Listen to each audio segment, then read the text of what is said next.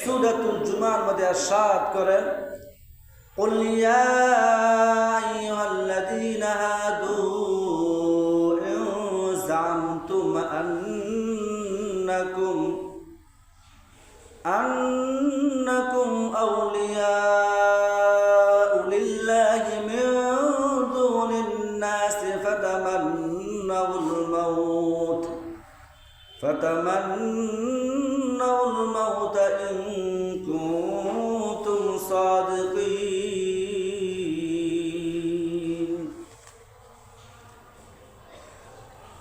আল্লাহ রাব্বুল আলামিন তার হাবিব মুহাম্মদুর রাসূলুল্লাহ সাল্লাল্লাহু আলাইহি ওয়াসাল্লামকে বলেন,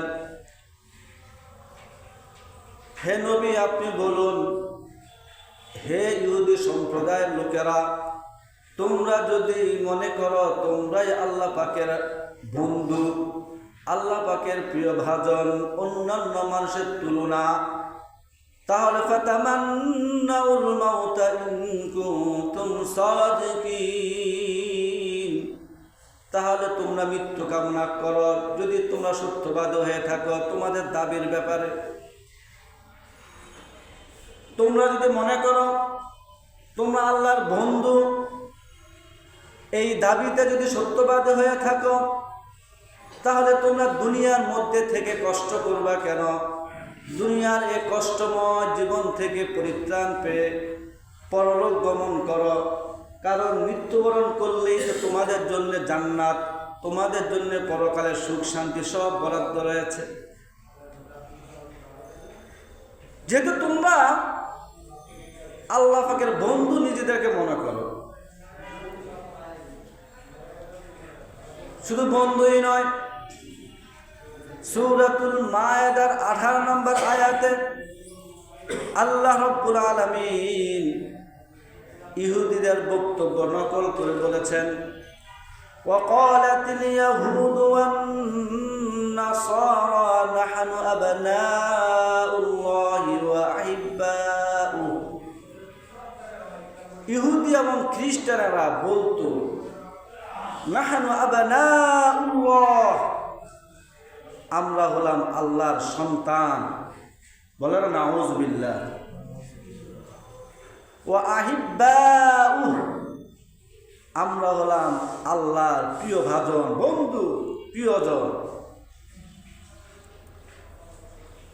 শুধু এটাই বলতো না, সূরাতুল বাকারার 111 নম্বর আয়াতে আল্লাহ রাব্বুল আলামিন ইহুদি এবং খ্রিস্টানদের আরেকটা বক্তব্য নকল করেছেন। তারা কি বলতো সেই কথাটা আল্লাহ পাক কোরআনুল কারীমের মধ্যে বর্ণনা করেছেন। তারা বলতো, ওয়াকালু লা ইয়াদখুলাল জান্নাতা ইল্লা মান কানা হুদান আও নাসারা। ইহুদি এবং খ্রিস্টান এরা মনে করত লা ইয়াদখুলাল জান্নাতা ইল্লা মান কানা হুদান আও নাসারা, পৃথিবীতে যারা ইহুদি, যারা খ্রিস্টান, তারাই কেবলমাত্র জান্নাতে প্রবেশ করবে, অন্য কেউ আর প্রবেশ করবে। এটা তাদের মনের বিশ্বাস। তাদের মনের বিশ্বাসের কারণে আল্লাহ রাব্বুল আলামিন তাদেরকে বললেন, তোমরা যেহেতু আল্লাহর বন্ধু, তোমরা যেহেতু আল্লাহর সন্তান, বলেন না নাউযুবিল্লাহ, তোমাদের জন্য পরকালের নিয়ামত যেহেতু আল্লাহ পাক রেখে দিয়েছেন, তাহলে দুনিয়াতে থাকো কেন? মরে যাও, মরে যাও, মরে গেলেই তো তোমরা জান্নাতে যেতে পারবা, মরে গেলেই তো তোমরা পরকালের সুখ শান্তিগুলা ভোগ করতে পারবা।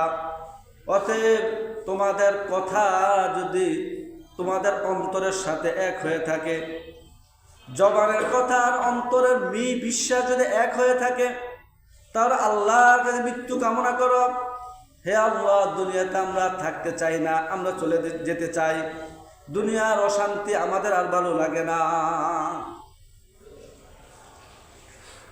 কিন্তু আমার আল্লাহ পরবর্তী আয়াতে বলেন, ওয়ালা ইয়াতামান্নাউনাহু আবাদাম বিমা কদ্দামাত আইদিহিম ওয়াল্লাহু আলিমুম বিয-যালিমিন।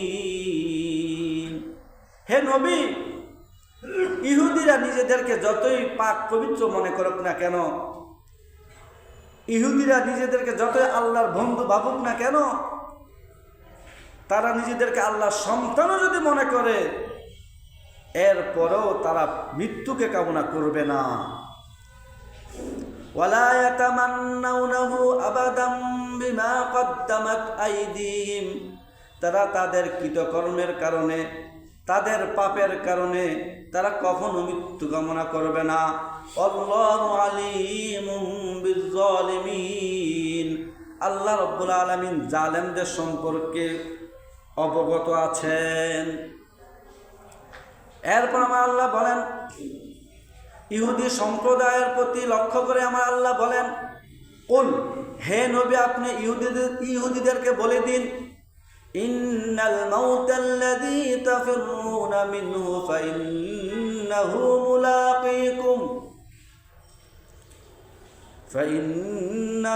মুলাকীকুম সুম্মা তুরাদ্দুনা ইলা আলিমিল গায়বি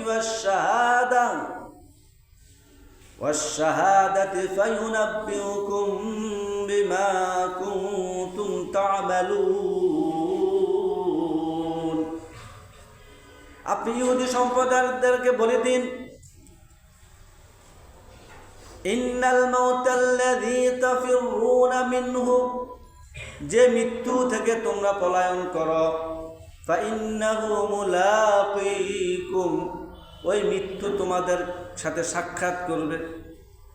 যে মৃত্যু থেকে তোমরা পলায়ন করো, যে মৃত্যুর কামনা করো না, ওই মৃত্যু তোমাদের সাথে সাক্ষাৎ করবে।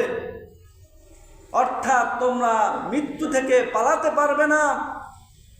মৃত্যু থেকে যতই পালাও, মৃত্যু তোমায় লইবে গিরি। যদিও সুদূর আকাশ প্রাণে, পালাও সেথায় লাগাই সিঁড়ি। পৃথিবীর যে কোনো প্রাণী মৃত্যু থেকে বাঁচতে চায়, কেউ মৃত্যু থেকে বাঁচতে পারবে না। ফাইন্নাহু মুলাকীকুম, আমার আল্লাহ বলেন, হে ইহুদি সম্প্রদায়ের লোকেরা, যে মৃত্যুর কামনা তোমরা করো না, ওই মৃত্যু থেকে তোমরা বাঁচতে পারবে না। ফাইন্নাহু মুলাকীকুম, ওই মৃত্যু তোমাদের সাথে সাক্ষাৎ করবে, অর্থাৎ তোমরা মৃত্যুবরণ করবে। সুম্মা তুরাদ্দুনা ইলা আলিমিল গায়বি ওয়াশ-শাহাদাতি ফায়ুনাব্বিউকুম, অথবা তোমাদেরকে হাজির করানো হবে ইলা আলিমিল গায়বি ওয়াশ-শাহাদা, দৃশ্যমান অদৃশ্যমান সকল বিষয়ে জাননেওয়ালা সত্তার সামনে। বলেন না সুবহানাল্লাহ। অর্থাৎ দৃশ্য অদৃশ্য সকল বিষয়ে যিনি জাননেওয়ালা, তিনি কে? আল্লাহ। অতএব আল্লাহর সামনে তোমাদেরকে উপস্থিত করা হবে। অতঃপর ফায়ুনাব্বিউকুম বিমা কুনতুম তা'মালুন, অতঃপর আল্লাহ রাব্বুল আলামিন তোমরা দুনিয়াতে যে আমল করেছ, যে গুনাহ করেছ, যে পাপাচারে লিপ্ত হয়েছ, সে আমল সম্পর্কে তোমাদের জানাই দিবে। ভাইরা আমার, সূরাতুল জুমার ৬ষ্ঠ নম্বর আয়াত থেকে নিয়ে ৮ম নম্বর আয়াত পর্যন্ত আমার আল্লাহ ইহুদিদের ব্যাপারে নাজিল করেছেন। ইহুদিদেরকে বলেছেন তোমরা মৃত্যু কামনা করো। কেন এ কথা বললেন? এই জন্যে বললেন, যেহেতু ইহুদিরা যুগ যুগ ধরে তারা নিজেদেরকে আল্লাহর বন্ধু মনে করত।